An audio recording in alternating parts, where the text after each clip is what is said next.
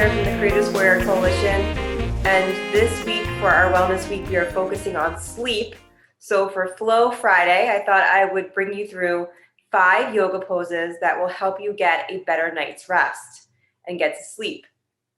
You may have heard Charles and Willow talk about the importance of sleep earlier this week, and you may have also seen my Wind Down Wednesday yoga nidra practice, maybe who are able to partake in that. But if you just have a few minutes, you're trying to calm down your body, calm down your nervous system, and you want to get ready to go to sleep or calm down your body, here are 5 poses you can do. You can do all of them in sequence. It is Flow Friday. Or you can do what you are able to do at the time. Some may be required to have a different space than you have available at the time. But you can do them over and over again. You don't have to just do one round. You can continuously do several repetitions of these different poses to help prepare for your sleep. So if you have 2 blocks, yoga blocks, that's great. If you don't have yoga blocks, you can use some books. You can use pillows or bolsters from your couch or your bed. Anything you can to support you in this practice would be helpful. And we're going to start off in child's pose. Fingers are spread wide, knees are wide, big toes are touching. And this is just to ground ourselves, to integrate ourselves into the movement, into the practice. Slow down our heart rate. Breathe in. Breathe out. Breathe in. Breathe out. Breathe in. Breathe out. Downward facing dog. Pedal your knees out of here if you want, or take some movement or stillness. Just a few breaths here. And then walk your feet to your hands. Forward fold. And forward fold is great because it's bringing the blood flow to your head. It's known to help relax your body, relax your brain, and you can grab your ankles. You can put some blocks down and rest your hands on those.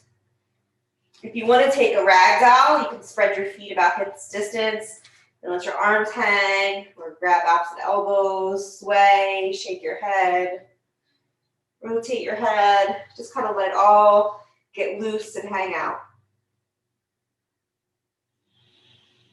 A few more breaths.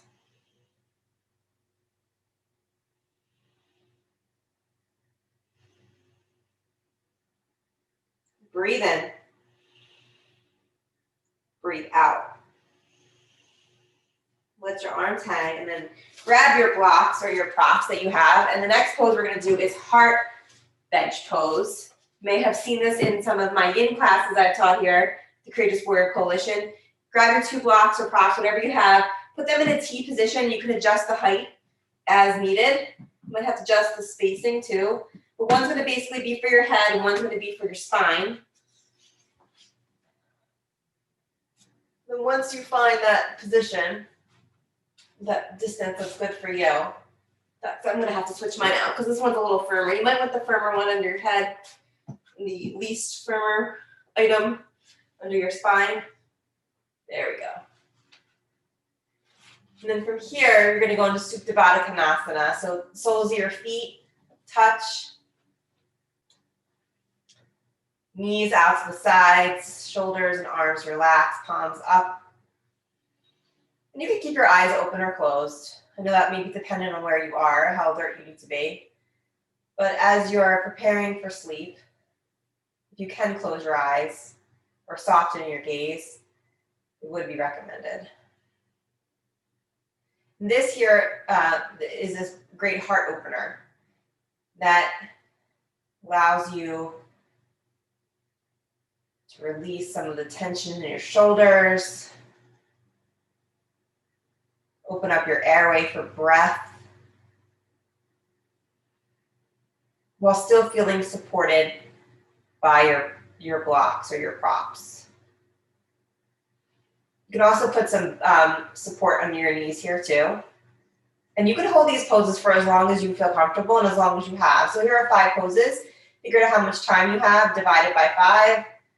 If you want to hold one pose longer than the other because it's more beneficial to you, you find it to be helpful in relaxation, then by all means do that. This is meant to just give you some tools to create your own practice and to help with your own sleep regimen. Breathe in. Breathe out. Come on up off the blocks.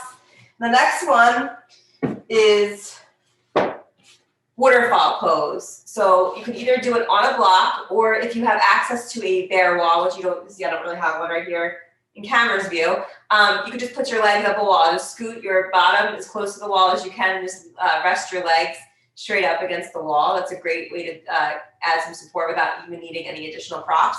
But if you have a block or no access to a wall, clear wall, you can just put the block under your sacrum. You'll feel when it's the right spot, just if needed, and then bring your feet up. Now this does the opposite of the forward fold, kind of in a different way. So you're still actually, if I were to stand up right now, I would still be in a forward bend, right? If I was standing on the ceiling right now, I would still be in a forward bend. But now it's the opposite. So I'm bringing the blood flow from my feet up to my heart and my head. And this is a great thing to do just throughout the day too, not just for sleep or before sleep, but also just to get the blood flowing, to relax your body, calm your central nervous system. So if you have an opportunity or a place to do this during the day, if you work in an office environment or have a gym or workout room accessible to you, this is something you can just do for maybe 5 minutes during the day, a couple times. Take your couple breaks. Once again, though, you can adjust this pose as long as needed, as long as you want to do. Once again, soften your gaze or close your eyes. You can move your hands either way, either palms down or palms up. And after you've taken some breaths in here, bring your feet down first onto the mat and then remove your props. And the next one we're going to do is seated forward folds. Now you're still on the ground. You're going to bend forward, but you want to take this is not a hamstring stretch here. This is to release your low back. And then once again, we're going to get the blood flowing this way towards your head forward. But the goal to get out of the back might mean you have to bend your knees. And for my case, I do have to bend my knees as I bend forward. So you can put a block under them like that. That's actually really helpful, or a pillow. And then if you want to put another block or pillow forward or for your head, you could do that as well. So breathe in, reach up, breathe out, bend forward.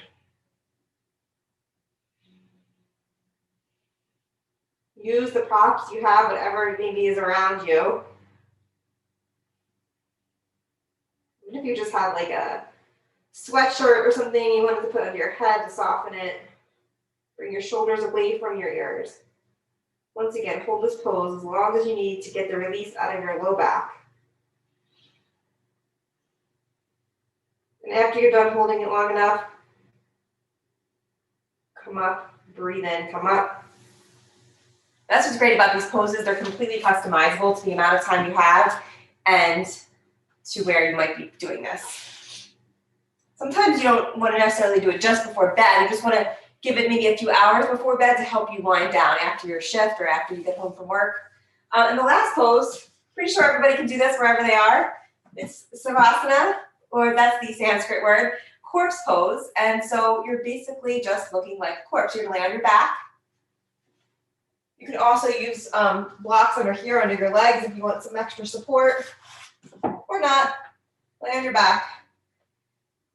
Spread your legs a little bit here. Completely relax into your mat. Palms are up. Gaze is soft or eyes are closed. Take a deep breath in. Take a deep breath out. Breathe in. Breathe out. And stay here for as long as you need to. Maybe you'll even fall into a sleep state from here. So no need to worry about what I'm doing. You don't need to shut this recording off. It'll just end and you can just try to relax as long as you need to. I do remind you, for all of our videos and information on our events, go to courageouswarriorcoalition.org and search for us on YouTube as well for all of our tips, tricks, and videos. I wish you a restful sleep, and I also wish you a great day. Thank you.